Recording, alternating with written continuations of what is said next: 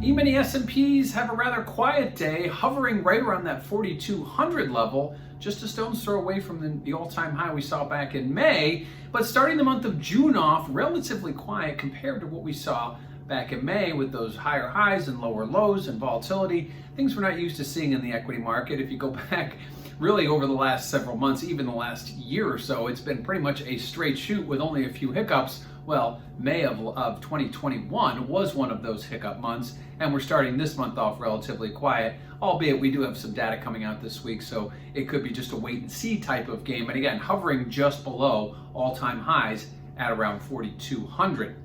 Now, what does that mean for volatility? Well, when stock prices are up or trading sideways, volatility tends to go down, and that's exactly what it's doing. Actually got to its lowest point yesterday since April.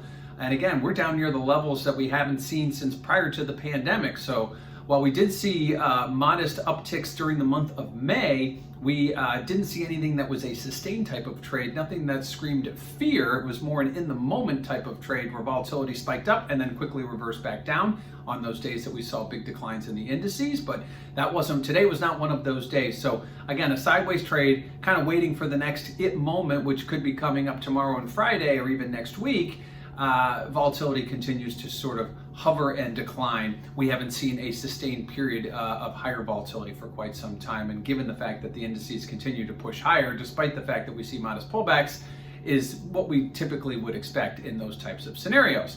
Now, what do we have ahead? Well, we've got some key jobs numbers coming out. The delayed ADP number, which typically comes out on Wednesday, but because of the holiday is coming out on Thursday, expected around 650,000. Now, that's lower than what we expected last month, but recall last month's non-farm payroll numbers, we're expecting much higher numbers and didn't get them. So again, a 650,000 increase would be well received by the market. We also get the initial jobless claims numbers, which are the in-the-moment, week-to-week numbers, the way we kind of keep an eye on the jobs market.